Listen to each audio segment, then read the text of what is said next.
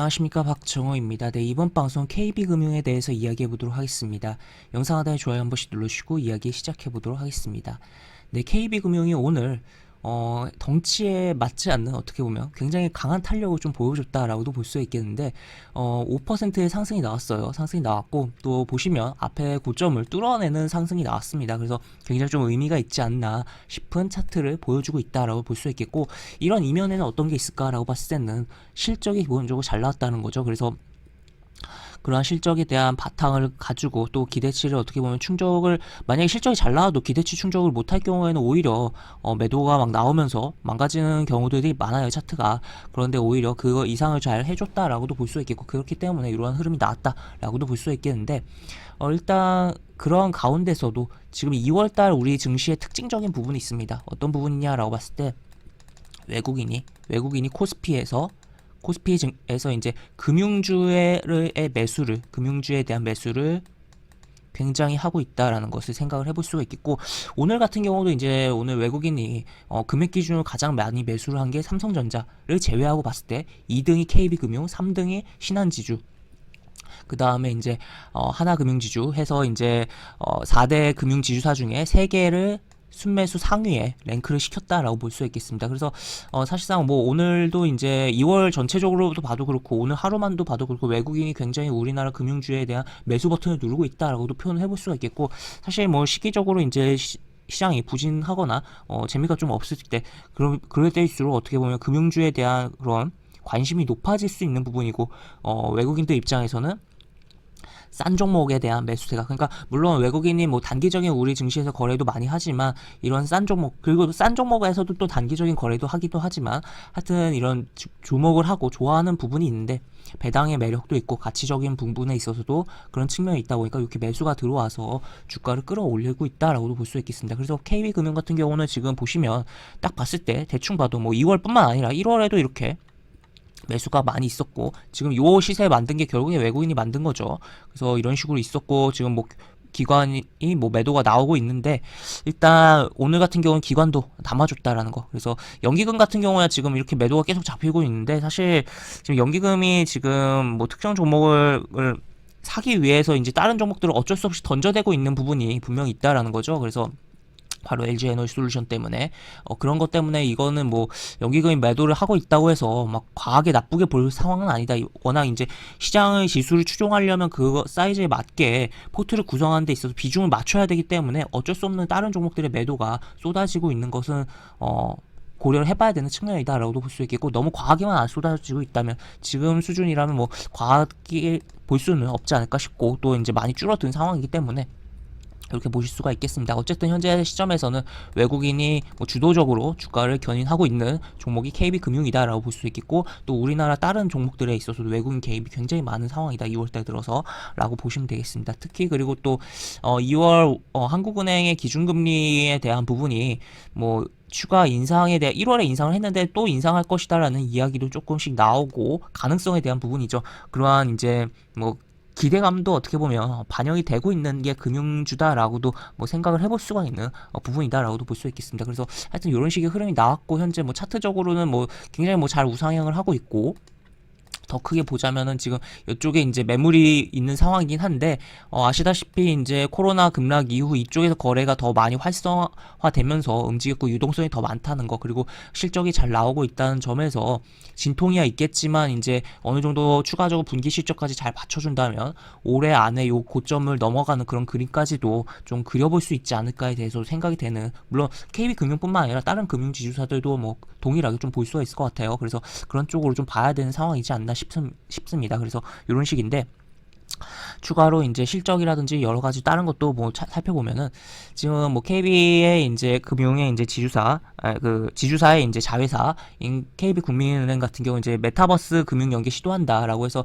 로블록스 내 가상 영업점을 이제 오픈을 했다라는 뭐 그런 표현이 나오고 있다라고 볼 수 있겠고, 지금 또 추가로 뭐 신한도 이제 뭐 메타버스와 금융을 연계한 뭔가를 이제 지금 특정 기업과 해서 연계해서 이제 3월에 뭔가 보여주려고 하고 있는 흐름도 나오고 있다라는 것도 좀 서브적으로 이야기를 해볼 수가 있겠습니다. 그리고 또 추가로 이제 실적에 대한 부분 옆에가 살짝 잘리는데 크게 의미가 없을 것 같고, 여기 보시면 이제 이자 이익과 순수수료 이익의 실적 개선 및 프루덴셜 생명 사업 결합 영향 등에 따른 이익이 증가했다라는 표현이 나와 있다라는 거 체크를 해볼 수가 있겠고, 그래서 영업이익이 이제 직전 사업년도 대비해서 정말 말도 안 되게 증가했네요. 30% 넘게 이렇게 증가를 했다라는 것을 볼 수가 있겠고, 당기순이익도 24% 증가했다라는 거 체크를 해볼 수가 있겠습니다. 이게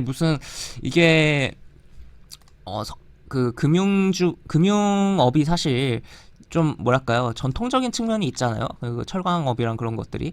근데 이게 지금 비율로서 보면은 무슨 굉장히 뭐 빅테크, 뭐 벤처캐피탈, 뭐 그런 업체들의 성장이 쑥쑥 하는 것까지에 비유하기엔 조금은 아쉽지만 어쨌든 거의 뭐 준하는 그런 뭐 증가율이 나오고 있지 않나라고도 생각이 되는 상황이다라고도 볼 수 있겠습니다. 그리고 또 추가로 보면은 지금 KB금융이 배당에 대한 부분이 나왔어요. 그래서 한 주당 이제 결산 배당을 이제 작년에 이제 이때 주식을 보유하고 있던 분들은 이렇게 2,190원의 배당을 받을 거다라는 것도 뭐 표현이 나와 있고, 지금 또 주식 소각에 대한 부분도 나와 있습니다. 기존에 들고 있던 자기 주식에 대한 부분을 소각해버릴 거다라는 거.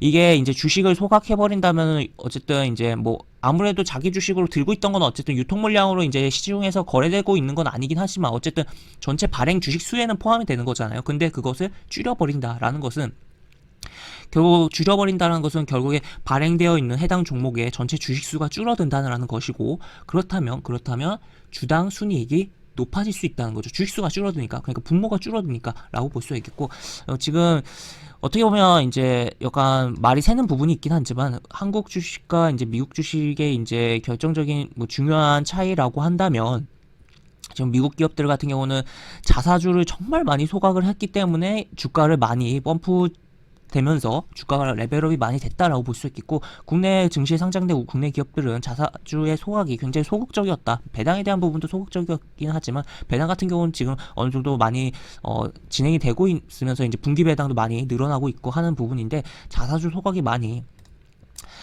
부진하다라고도 볼 수 있겠는데, 이러한 부분, 그래서 거버넌스 측면에서 굉장히 지금 뭐 물적 분할에 대한 부분 때문에 많이 좀 욕먹는 회사들도 있고 한데, 그런 부분 측면에서 봤을 때는 굉장히 뭐 긍정적인 부분에 내용이 나왔다라고도 볼 수 있겠죠. 그래서 이런 것들이 뭐 다 반영이 되면서 실적 좋았고, 또 기본적으로 저평가 매력에 대한 부분, 그리고 금리 인상에 대한 가능성, 그리고 또 추가로 이러한 거버넌스 측면에 자사주 에 대한 소각에 대한 부분까지 여러 가지가 복합적으로 반영되면서 주가가 움직였다라고 볼 수 있겠고, 무엇보다 이제 실적이 잘 나왔는데 그 중에서도 결국에는 이제 신한을 이겼다라는 거죠.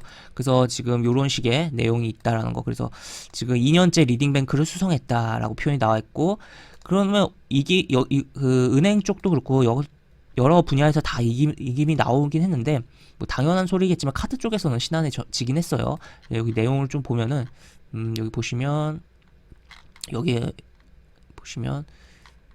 이쪽에 있었던 것 같네요. 보시면 여기 카드는 아무래도 신한 같은 경우는 예전에 LG 카드를 인수를 했었던 부분이 있다 보니까 덩치가 워낙 크죠.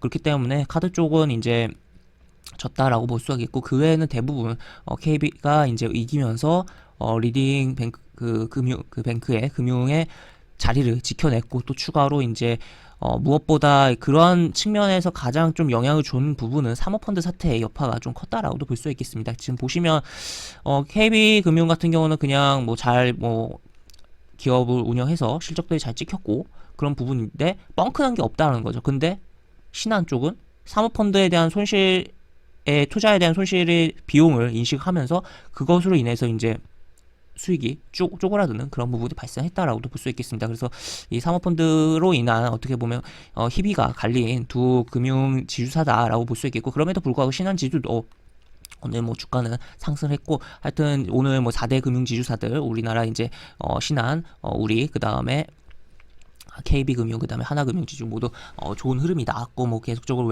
아까 초도에도 말씀을 드렸지만 외국인이 2월 금융업을 많이 사들이고 있다, 금융주들을 많이 사들이고 있는 장이 연출되고 있다라고도 볼 수 있겠습니다. 그래서 하여튼 이런 식의 흐름들이 나오고 있는 상황이다라는 거. 그래서 다시 한번 돌아가서 보면은 차트적으로 이렇게 봤을 때 추세 잘 흘러가고 있고 요 고점을 돌파를 해놨다. 그래서 이 고점에 대한 이제 지지를 보면서 봐야 되는 상황이다라고도 생각을 해볼 수 있겠고, 일봉적으로는. 그리고 장기적으로는 이제 결국에 분기 실적이 받쳐주고 한다면, 아까도 이야기 드렸지만 그 현재 유동성이 크다는 거, 유동성이 많다는 거, 그렇다면 좀 더 땡겨지고 또 금리 인상에 대한 부분이 계속적으로 부각될수록 금융주가 주목이 되면서 장기적으로 이런 데에 대한 부분의 도전 및 넘어가는 흐름에 대해서도 우리는 기대를 해볼 수가 있는. 물론 이게 금융주라는 게 사실 뭐 탄력이 이렇게 좋을 때는 이제 뭐 이렇게 좋게 나올 때들도 분명히 있어요. 이렇게 5% 상승이 나오고. 하지만 좀 재미가 없죠. 재미가 없다 보니까 이런 금융주 접근의 경우는 가급적이면 이제 해당 은행에 해당 금융주의 지주사가 이제 자회사로 있는 은행에 적금을 들기보다 해당 금융주에 적금식으로 분할 매수하는 관점이 오히려 좋을 것이다. 왜냐하면 결국에는 적금 금리보다 배당 수익률이 더 뛰어나다라는 거죠. 그렇게 해서 그런 식으로 보면서 접근을 하고, 또 그런 가운데서 또 시세 차익에 대한 기대감도 생각을 해볼 수가 있는 분야이기 때문에 이렇게 보면 좋을 것 같다라고 볼 수 있겠습니다. 그래서 일단 단기적으로 보시면 코로나 저점부터 많이 부담은 되지만 조정 줄 때는 계속적으로 우리가 관심을 가져보자라고 정리를 해보면서 영상 마무리해 보도록 하겠고, 영상 하단에 보시면 설명과 댓글 부분에 동일한 링크가 들어갑니다. 이 링크 타고 들어오시면 제가 운영하는 무료 카톡방으로 입장을 하실 수가 있고, 입장하시면 여러가지 장주 시황 관련 코멘트, 속보 관련된 부분, 여러가지 부분들 올려드린 부분이 있으니까 이 부분 참고해 보시면 주식하시는데 많은 도움이 되지 않을까 싶습니다. 이상 박정호였습니다. 네, 감사합니다.